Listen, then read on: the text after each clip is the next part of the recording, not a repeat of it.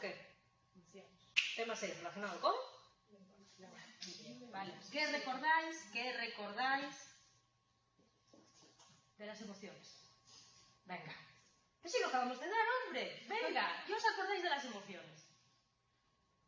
Son universales. Universales. Darwin, Ekman. Estructuras cerebrales. Estructuras cerebrales, a lo loco.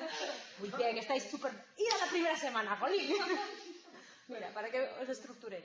Vamos a ver una parte de lo que es el sentimiento emocional, o sea, de teorías que te quieren explicar cómo tú tienes una reacción emocional. Ahora hablaremos de las primeras teorías, después de unas teorías integradoras y demás. Acordaros que hay dos grandes teorías, que una te dice que tú no estás triste. Bueno, Jason Len, Cannon Barr, ahora lo vemos con calma, pero específicamente la primera, la de Jason Len, te dice que tú no estás triste y lloras, sino que, bueno, no lloras porque estás triste, sino que estás triste porque estás llorando, ¿vale? Y te dicen un poco cómo llegas a ser ese sentimiento emocional.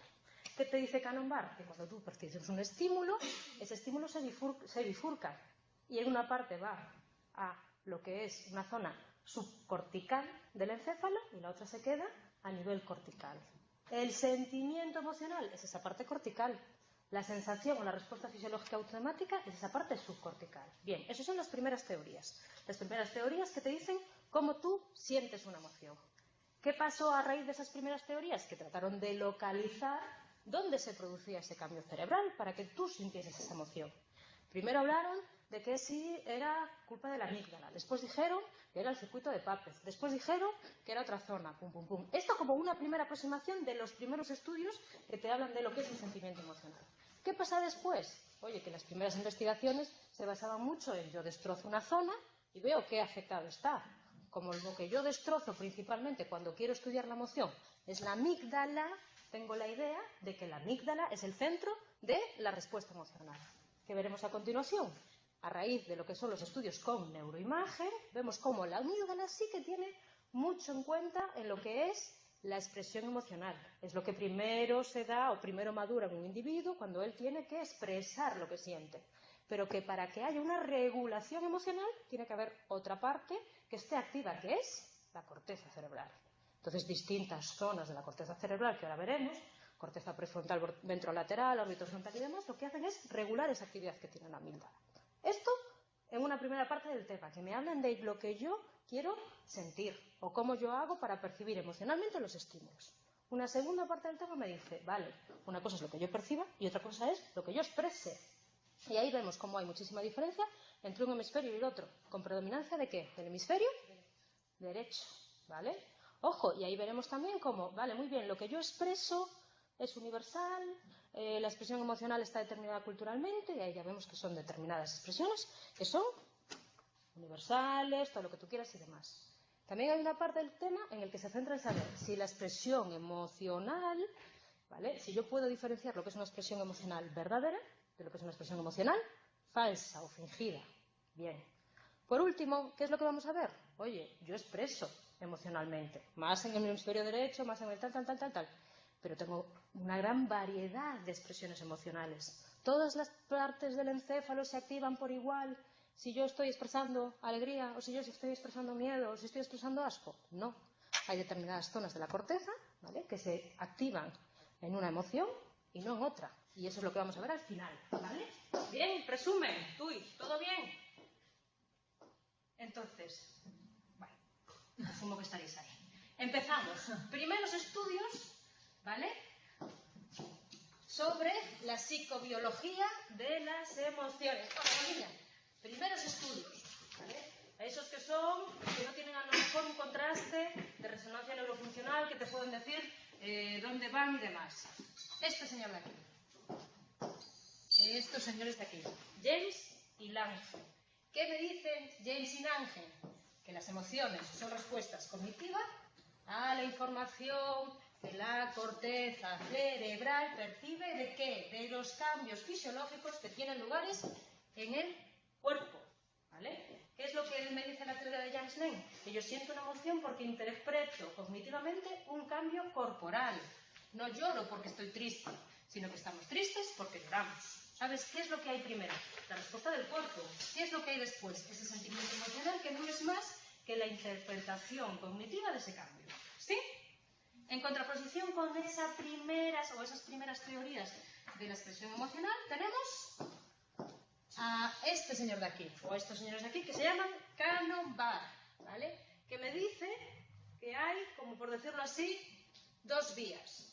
El estímulo sensorial llega, por un lado. Hola, Tui. Hola, Bruno. El estímulo sensorial a la corteza cerebral y al mismo tiempo al tálamo. Cuando llega a la corteza cerebral, sentimiento. Es un sentimiento emocional. Cuando llega al tálamo, es una respuesta neurovegetativa y somática que es más o menos. ¿Vale? Estas dos teorías, que es la de Jackson y Cannon-Bard, son compatibles. Y eso te muestra experimentos que han hecho.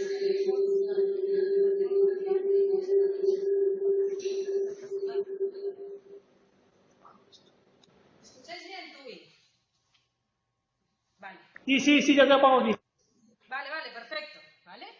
Entonces, ¿qué te están diciendo los experimentos que hacen de, oye, ya verás como cuando sonrías, tu sentimiento de felicidad aumenta en comparación con otro que no tiene esa retroalimentación facial? Pues te está diciendo que esas dos teorías, por decirlo así, oye, son más o menos compatibles. Vale. Primeros estudios que le quieren dar aporte neuroanatómico a estas teorías. Pues el mismo Cannon-Bard me habla de qué? De estructuras talámicas o subcorticales y estructuras corticales. Me hablan del tálamo. Me hablan de una estructura o de una parte que llega a la corteza y de otra que va al hipotálamo, ¿vale? Ya me están buscando dónde localizar ese sentimiento emocional y dónde localizar esa respuesta neurovegetativa. El sentimiento emocional lo localiza en la corteza y la respuesta automática neurovegetativa pues en el encéfalo, en el hipotálamo, ¿vale? Vamos evolucionando. Después del aporte de Cannon-Bard llega este señor de aquí, que ya no me habla de una única estructura, ya no me habla del tálamo ni del hipotálamo, sino que me habla de un conjunto de estructuras que le llama circuito de Papez, y que lo componen el hipocampo, el giro cingulado, el hipotálamo, el núcleo talámico anterior, interacciones entre estas estructuras. Y son esa interacción entre esas estructuras las que estaría detrás de lo que es el sentimiento emocional, ¿vale? Todo esto como primeras aportaciones, no estamos hablando aquí de resonancias funcionales ni nada. Primeras aportaciones para el estudio neuroanatómico de dónde se produce la emoción. Seguimos avanzando.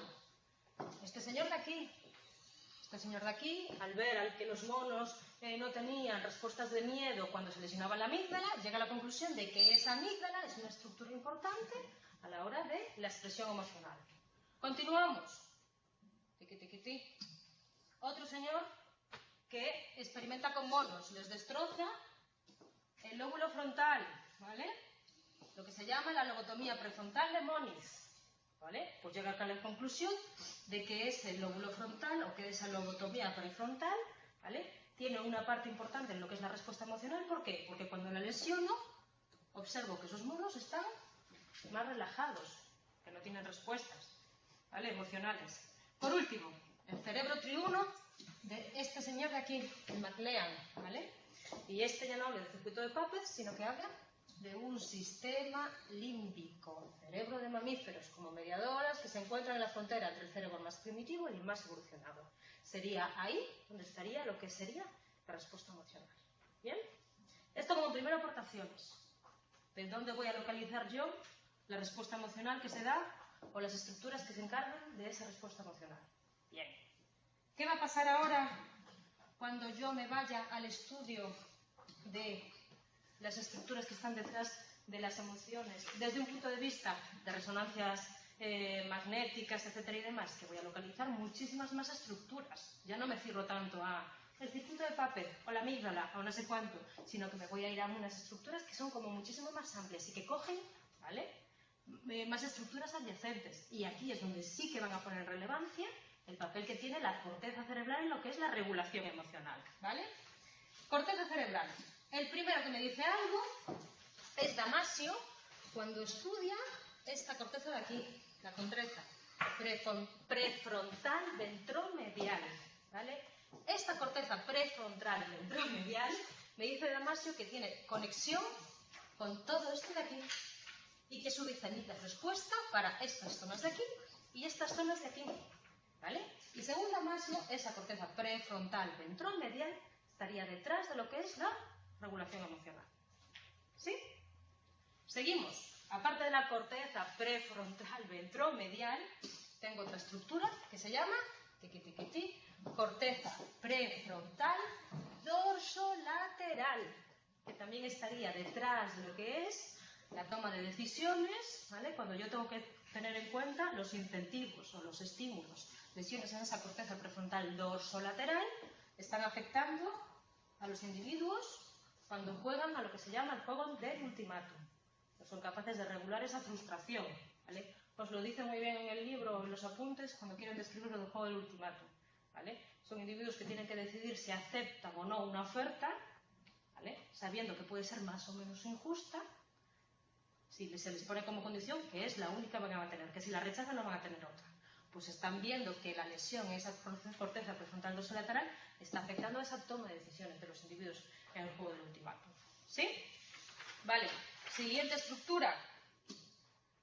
Corteza cingulada anterior. ¿Vale? Esta corteza cingulada anterior está afectando la respuesta emocional. ¿Por qué? Porque está muy en contacto con lo que es la interocepción, con lo que es la percepción de los cambios que se producen, ¿vale?, en mi propio cuerpo, ¿vale? Si yo no sé valorar cómo están los cambios en mi propio cuerpo, difícilmente podré tomar decisiones emocionales, por decirlo así, racionales, ¿vale? Además, está afectando a emociones como puede ser la tristeza, la angustia y el asco. Eso como emociones personales. Y está detrás de emociones interpersonales como la empatía, el rechazo social y la valoración social. ¿Sí? Vale, o sea que los estudios neurofuncionales o con neuroimagen posteriores a los primeros estudios anatómicos me dicen que las partes de la corteza que están detrás de la regulación emocional, corteza cingulada anterior, corteza prefrontal dorsolateral y corteza prefrontal ventromedial. ¿Lo veis? También en los estudios de neuroimagen, ojo, no se olvidan de la importancia que tiene la amígdala, que madura antes que la corteza, y que tiene mucha importancia en lo que es ese sentimiento emocional, esa expresión emocional, ¿vale? La corteza será importante para lo que es la autorregulación de lo que es la actividad de la amígdala. ¿Lo veis? ¿Sí? Primeros estudios hablan de ciertas estructuras, circuito de Papez y demás, y sobre todo los de neuroimagen, amígdala, corteza prefrontal ventromedial, corteza prefrontal dorsolateral y corteza cingulada anterior. ¿Vale? Vale. Si la amígdala es el inicio de lo que es el sentimiento emocional y que de ahí esa tiene que estar regulada en un determinado momento por partes de la corteza, tiene que haber vías para que la información llegue a la amígdala y bien se quede en una parte subcortical o bien llegue a lo que es la corteza, ¿vale? Bueno, pues este señor de aquí, Ledoux, describe dos vías de procesamiento. Una vía cortical, que se llama lenta, y otra vía talámica, que es rápida y más automática. Esta vía cortical es más lenta, pero más adecuada. Esta vía talámica es más rápida, más efectiva, ojo, pero más inexacta, por decirlo así, ¿vale? ¿Lo veis?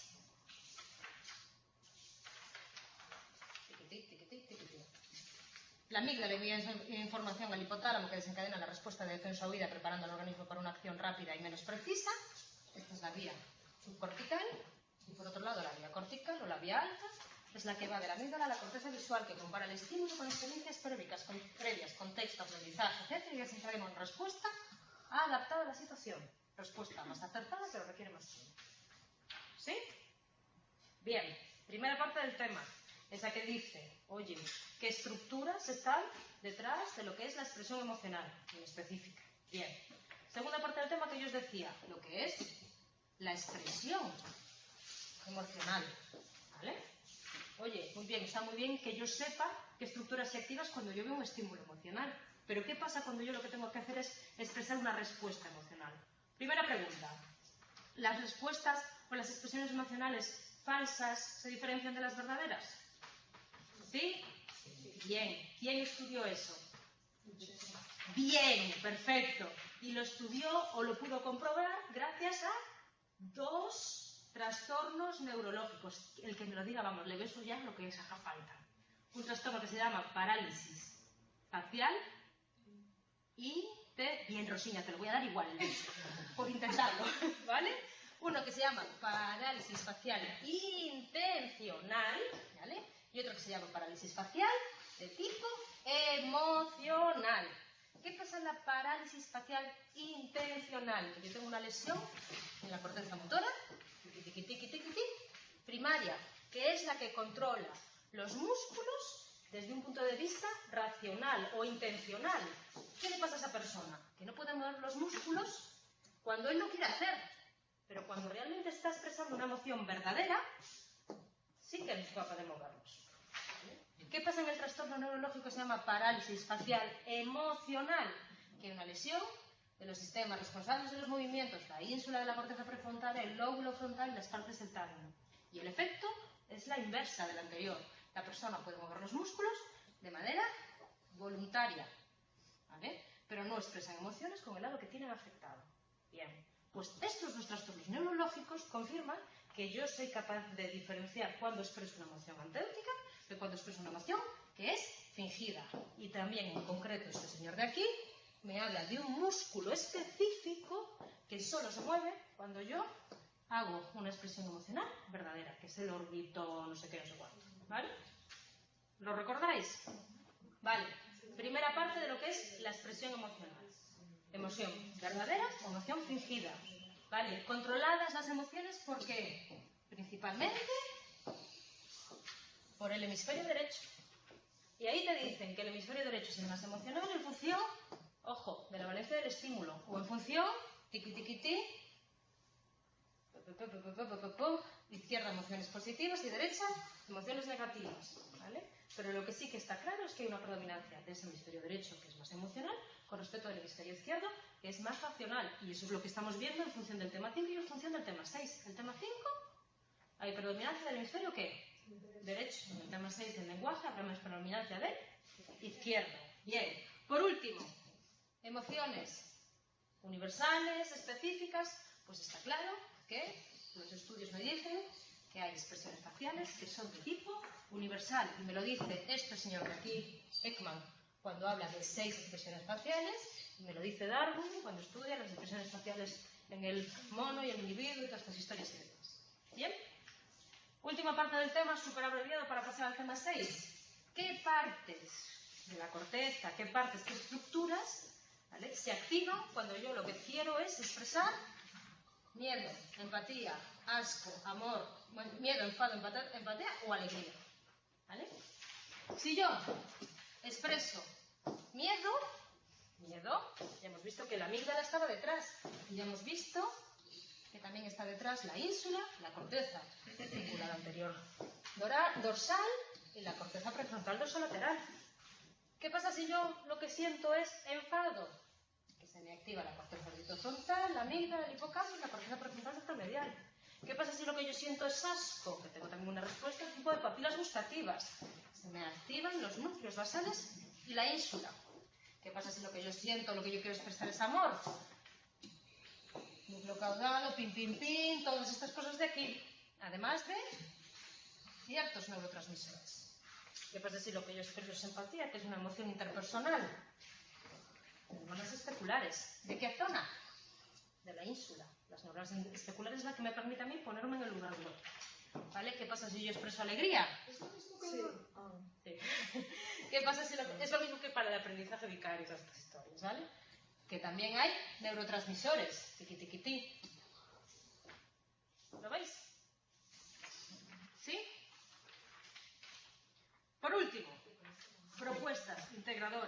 actuales de lo que es la expresión emocional. Y estas sí que son un coñazo, porque son jerárquicas, distintas emociones están afectadas o están reguladas por distintas estructuras del encéfalo, todas estas sí que dicen más. ¿Vale? Dos teorías de propuestas teóricas actuales, la teoría neurofuncional integradora de las emociones humanas y el modelo integrador multijerárquico de los procesos corporales de la emoción. ¿Vale? La primera teoría neurofuncional integradora de las emociones humanas, de estos tipos de aquí. ¿Vale? ¿Qué me dice? Que hay 4 tipos básicos de emociones localizados en 4 estructuras anatómicas diferentes: tronco, diencéfalo, hipocampo y corteza orbitofrontal. Y ahora, para que os quede así un poco un truquillo para que las podáis memorizar, recordar que a medida que yo voy subiendo, ¿vale?, del tronco paso al diencéfalo, del diencéfalo paso al hipocampo y del hipocampo a la corteza cerebral, la cosa se va complicando. De tal manera que a nivel emocional, ¿qué estará controlado por el tronco emocional? Aquellas emociones que son más arcaicas, más primitivas, y las que son más evolucionadas, las que interactúan, las que implican a lo mejor social, tener la consideración del otro y demás, ¿qué estarán localizadas? Más arriba. Los 4 sistemas afectivos han surgido ¿dónde? En momentos evolutivos diferentes, y cada uno de ellos es capaz de generar una clase específica o cualidad de los afectos. A nivel del tronco, función relevante, la activación ascendente y modula la atención, la alerta y los ciclos de sueño y vigilia, lo más primitivo, las señales de alerta, ¿vale?, por decirlos así, más básicas. Si yo me subo al sistema afectado en el diencéfalo, ¿qué es lo que tengo? Un control de las funciones endocrinas, del componente neurovegetativo, ¿vale? Si yo me voy al hipocampo, aquí sí que tengo emociones implicadas en el apego, en la otra persona, ¿vale? Y si me subo a la corteza orbitofrontal, ¿vale?, ahí es donde tengo yo un control de todos los sistemas anteriores. Transforma de modo rápido y automático la información que llega y genera de modo automático y no consciente los marcadores somáticos. ¿Os acordáis que eran los marcadores somáticos? Una especie de memoria de los movimientos que se dan por cada una de las emociones. Pues están acumulados aquí, en la corteza orbitofrontal.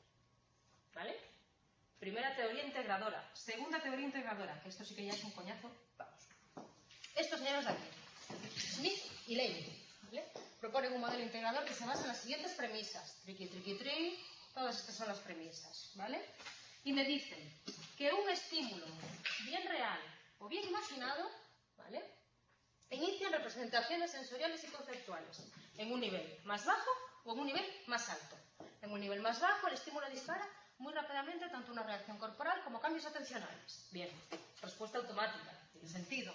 En un nivel superior, la corteza frontal tiene en cuenta la congruencia del estímulo que yo estoy viendo con los objetivos, con lo que tengo guardado, etcétera y demás, ¿vale? Y este proceso es más lento y se pone en marcha después de ese nivel más bajo, de esa primera respuesta atencional, ¿vale?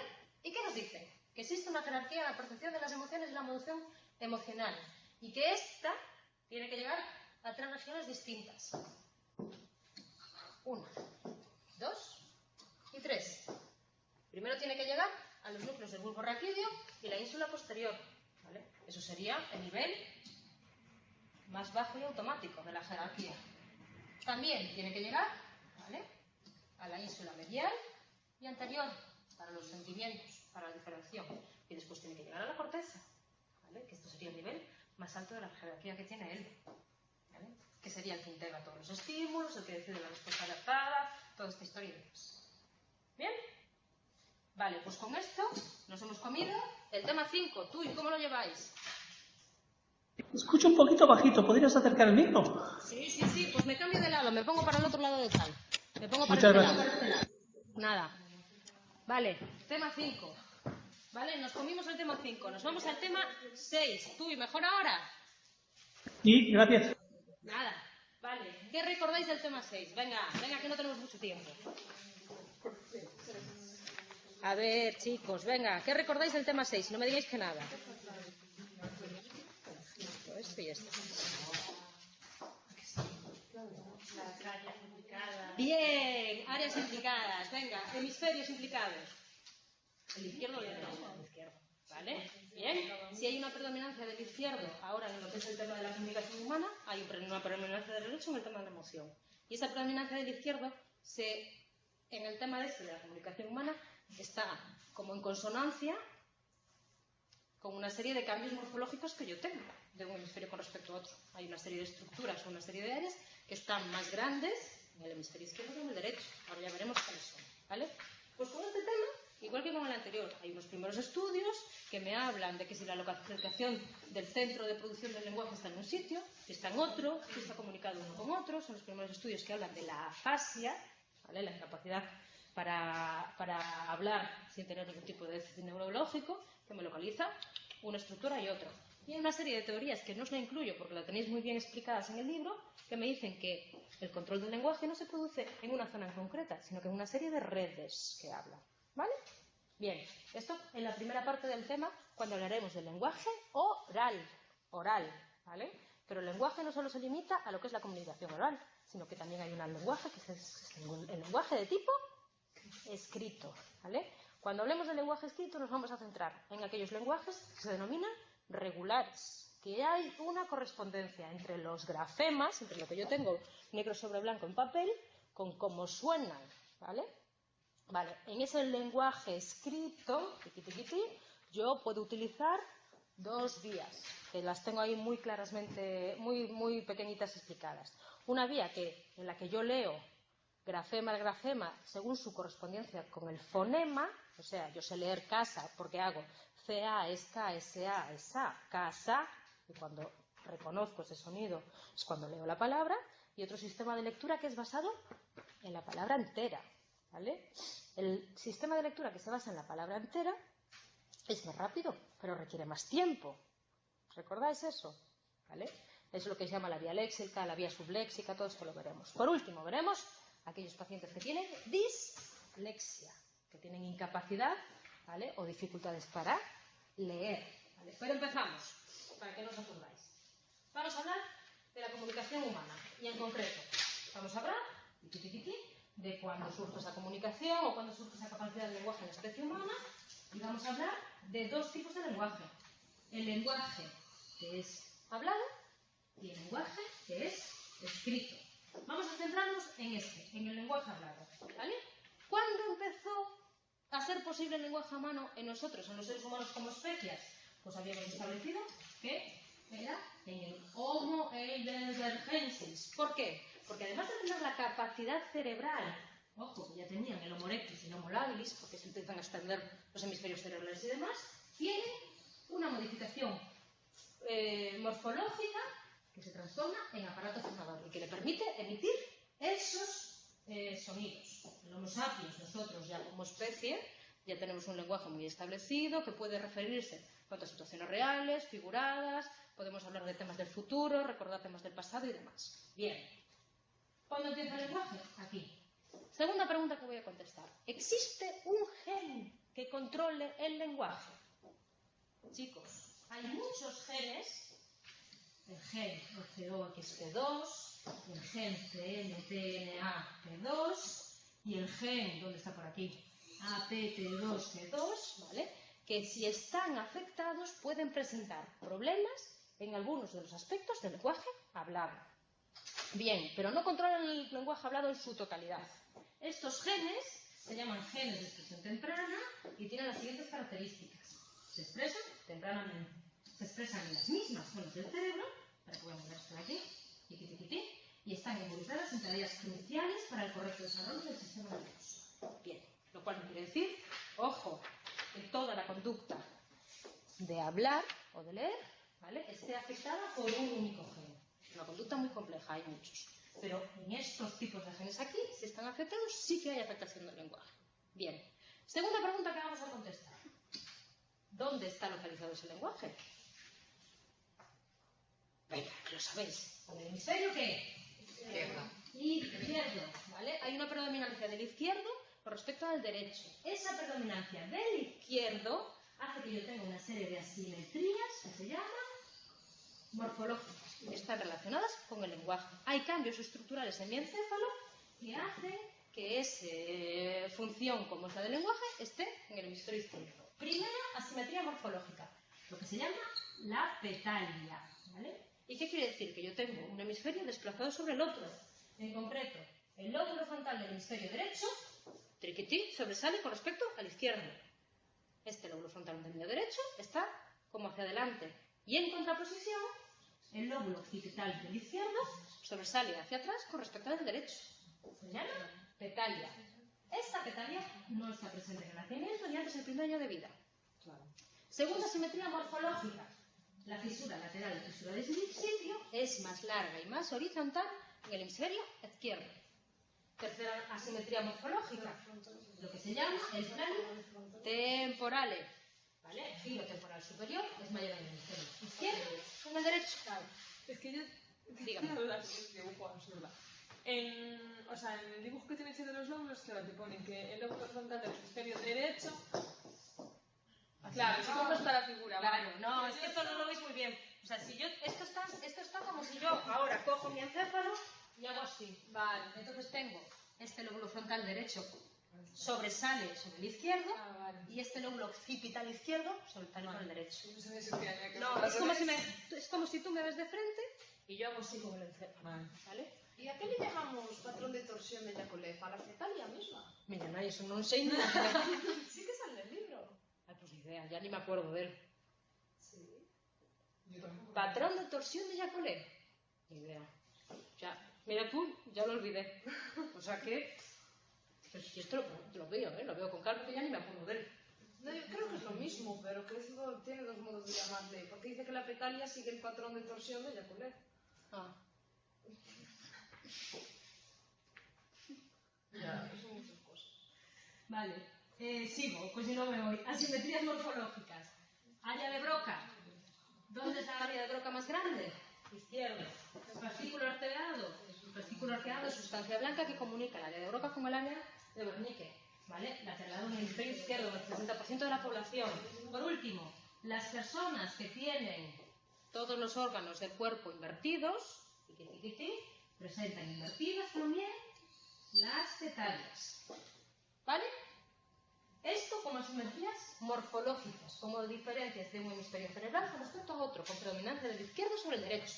Bien, estas asimetrías morfológicas, ¿vale?, se corresponden también con una serie de asimetrías funcionales. Hay preferencia de qué? Del hemisferio, o sea, de lo que son las manos. Hay preferencia de diestros sobre zurdos, ¿vale? Hay mayor control de ese hemisferio izquierdo sobre las estructuras de la mano derecha para escribir que sobre el izquierdo. ¿Bien? Esa preferencia del izquierdo sobre el derecho quiere decir que el derecho hace algo o no hace nada. Hace algo. ¿Qué hace? ¿Reconoce? Bien, con respecto al lenguaje, ¿qué hace? La prosodia. Muy bien, o sea, el derecho no es un mero espectador pasivo, está detrás de lo que son las funciones no lingüísticas, por decirlo así, ¿vale? Es el que me hace que yo diferencie el sarcasmo, que presente la capacidad de prosodia, que yo cuando llegue a un punto pare, que cambie la entonación, ¿vale? Eso es lo que hace el hemisferio derecho, la prosodia, la pragmática y los aspectos paralingüísticos del lenguaje. ¿Bien? Bien, Tui. Muy bien. Perfecto, pues empezamos con las estructuras que estarían detrás de todo este control cerebral izquierdo de lo que es el lenguaje, ¿vale? Vamos a centrarnos principalmente en los datos que provienen de aquellos pacientes que sufren una fase, una dificultad en leer que no está justificada ni por un déficit neurológico, no, que está fundamentada por una destrucción de un área, ¿vale? Os dejo en la presentación más desarrollada y demás los modelos actuales, que simplemente lo único que hacen con cambiar respecto al anterior es que no le dan importancia a una sola zona, sino que hablan como de estructuras, de redes, ¿vale? Le dan importancia a lo mejor al área de Broca, le dan importancia al área de Wernicke, al área de Broca, al área de Wernicke, pero te dicen que actúan, por decirlo así, interconectadas. Datos que provienen en pacientes con afasia. Afasia, alteración básica de la producción o de la compresión del habla, que está producida por una lesión cerebral. Bien, y aquí los primeros estudios me hablan de dos tipos principales de afasia. La que se llama una afasia de producción o afasia de Broca, que está producida porque la lesión se da en esta parte de aquí. Parte inferior de la circunvolución frontal inferior izquierda, que se corresponde con las áreas 44 y 45 de Broca, ¿vale? Los pacientes que tienen una lesión en estas áreas de aquí, ¿vale?, del hemisferio izquierdo, que presentan una dificultad en esa producción del lenguaje. El lenguaje es lento, tiene dificultades en la articulación de las sílabas, toda esta historia y demás. presentan anomia, dificultad para encontrar el término concreto, el nombre concreto, y a gramaticalidad, ¿vale? No utilizan palabras funcionales, conjunciones, pronombres, etc. Primera fase, afasia de Broca. Segundo tipo de afasia, afasia de Wernicke, ¿vale? Si la otra es de producción, esta es de comprensión, ¿vale? Y se produce por una lesión, en esta zona de aquí. Parte medial posterior de la circunvalación temporal superior del hemisferio izquierdo. O sea, lo que se conoce tradicionalmente como el área de Wernicke. Bien. ¿Qué pasa con estos pacientes que tienen lesionada? Que no tienen problemas en producir el lenguaje, pero su lenguaje parece como que no les llega a ellos el mensaje de lo que están diciendo. Entonces no tiene sentido. Son verborreicos, no tienen ningún problema en lo que es el tono del lenguaje, o a lo mejor lo tienen un poquito enlentecido, ¿vale? Pero carentes de sentido. ¿Bien? Vale. Tercer tipo de afasia. Esta zona de comprensión, en los primeros estudios, yo la tengo que unir con esta zona de producción. Eso lo hago principalmente a través del fascículo arqueado, ¿vale? ¿Qué pasa si yo lesiono ese fascículo arqueado que conecta una estructura con la otra? Lo que tengo es una afasia de tipo, ¿vale?, de convolución. La fluidez no está alterada, no encuentra las palabras y es consciente de sus errores, por lo que ralentiza su discurso para no cometer fallos. La comprensión está conservada y lo definitorio es la dificultad para repetir las palabras que han oído, pero conserva, ¿vale?, la comprensión de lo que leen. Estas dos últimas afasias, la afasia transcortical sensitiva y la afasia transcortical motora, se basan en que hay un centro, ¿vale?, donde yo acumulo los conceptos que utilizo para expresar. Un centro conceptual o de pensamiento, ¿vale?, que no se corresponde con una estructura fija, sino que es como una especie de área difusa, ¿vale? Si lo que yo lesiono son la sustancia blanca que conecta... Vale. Si lo que yo lesiono es la sustancia blanca, ¿dónde está? Que conecta en esta región y se enfatiza... Vale, se enfatiza la importancia de las vías de sustancia blanca que conectan esta región. Su proyección originaria una fase transcortical sensorial, una fase transcortical motora. Vale. Si lo que yo lesiono son la sustancia blanca que tiene que recibir el estímulo auditivo y llevarlo al centro conceptual, entonces es una fase transcortical sensorial, lo que recibo por los oídos no llega a ese centro de pensamiento. Si lo que yo lesiono es la sustancia blanca que va de ese centro de pensamiento a la producción, lo que tengo es una fase transcortical de tipo motoras, ¿vale? No se pueden, los que yo tengo pensado, no lo puedo realizar por un déficit de conexión del área del pensamiento y el área del oído. ¿Sí? Esto como primeros estudios que se centran en los pacientes que tienen afasia, que tienen una lesión en una zona cerebral concreta. Bien. Las siguientes teorías, que yo no os la pongo aquí, que las tenéis bien desarrolladas, se basan en que ya no es, ¿vale?, una estructura en concreta, sino que habla de muchas estructuras y de las conexiones que mantienen las estructuras entre sí, ¿vale? Dicen que la conexión entre las distintas estructuras que se encargan del lenguaje no se limitan solo al fascículo arqueado, ¿vale?, que tienen más sustancia blanca que conectan la una con la otra.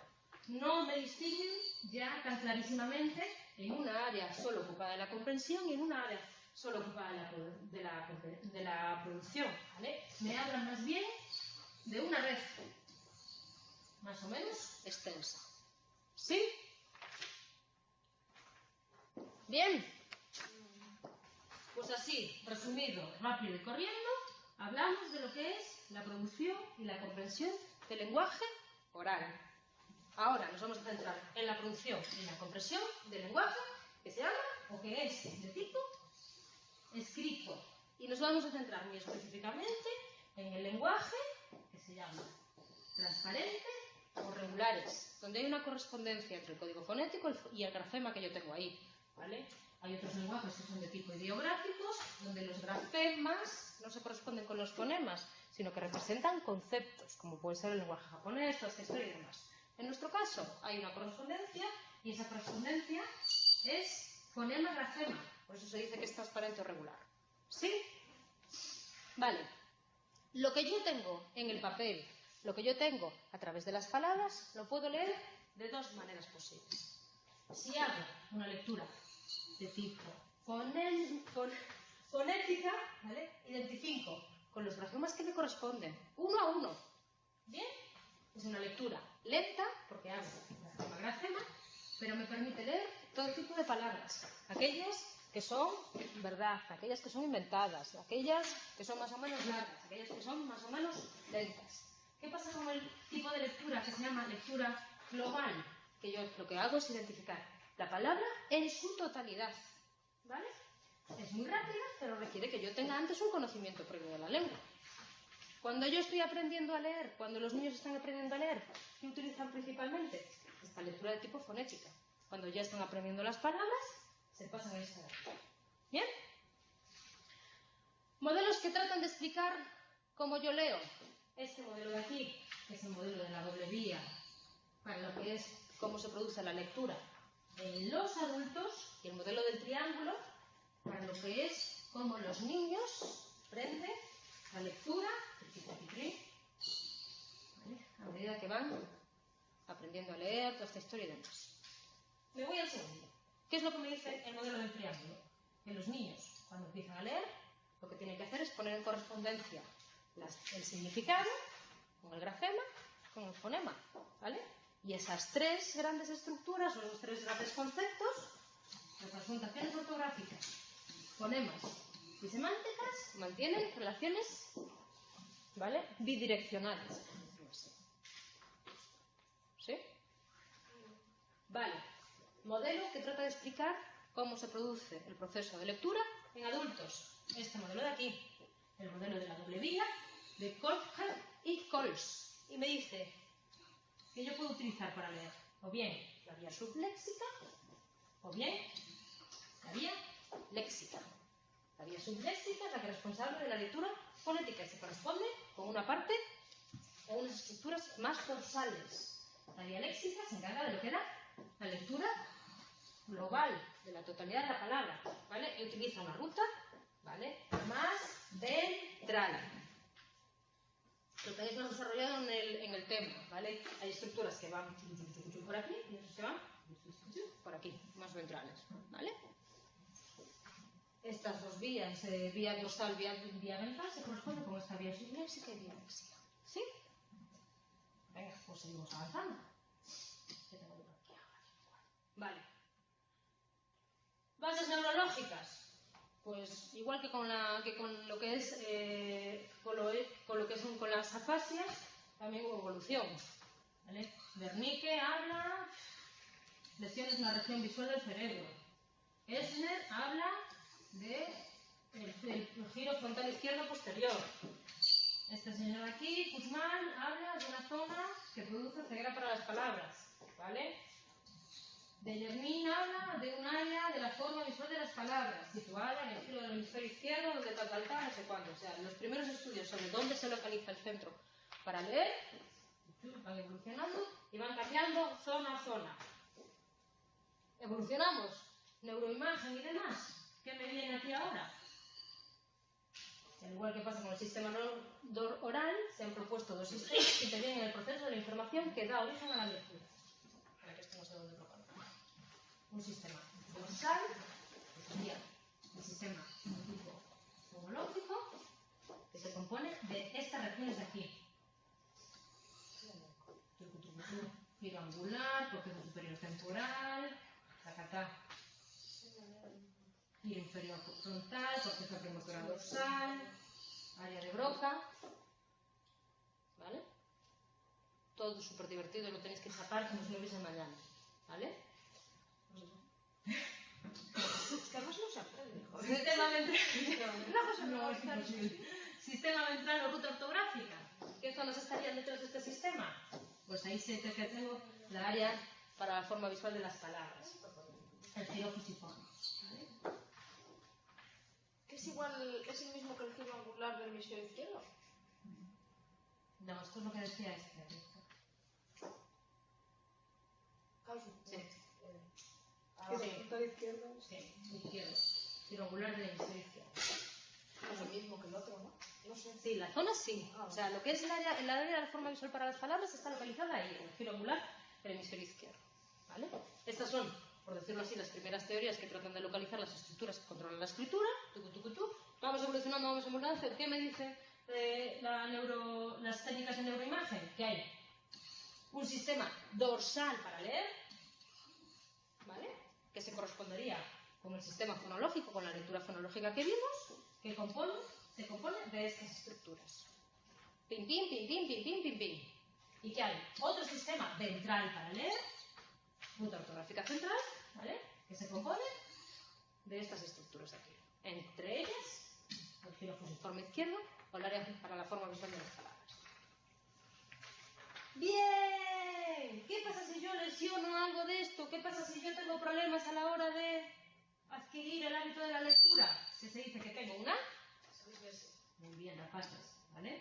Dislexia, que puede ser adquirida, si yo no tengo ningún problema a la hora de aprender el lenguaje y llega un momento, ¡pumba!, presento ese déficit, o que puede ser mientras que yo trato de aprender a leer. Dislexia adquirida. ¿Periférica o central?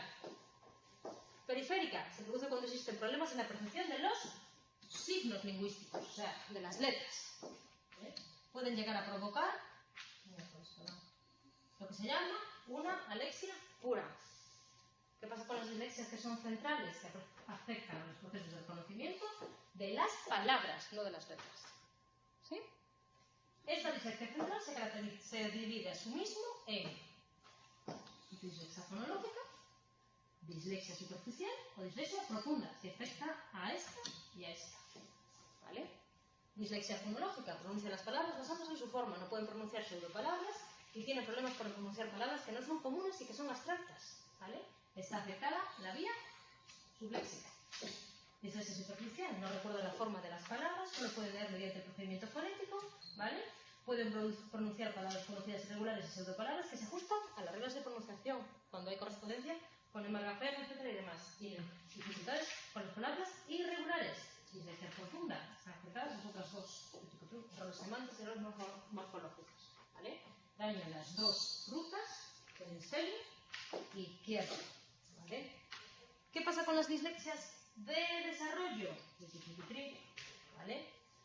Presenta una disminución en los niños que tienen de la conciencia fonológica, ¿vale? Y aquí sí que hay evidencia de que hay ciertas estructuras cerebrales que o bien están hipoactivadas o bien están hiperactivadas en niños que presentan dislexias del desarrollo, ¿vale? ¿Cuáles son las qué nos dicen los estudios post-mortem? Que hay una pérdida de la simetría del plano temporal. ¿Qué nos dice la resonancia magnética estructural? Que hay alteraciones en el volumen del cerebro, disminuye el volumen de la sustancia gris, ¿vale? Descenso a la girificación de la sustancia blanca, incremento del tamaño del cuerpo calloso, simetrías en el cerebro y confirmación de la simetría del plano temporal, ¿vale?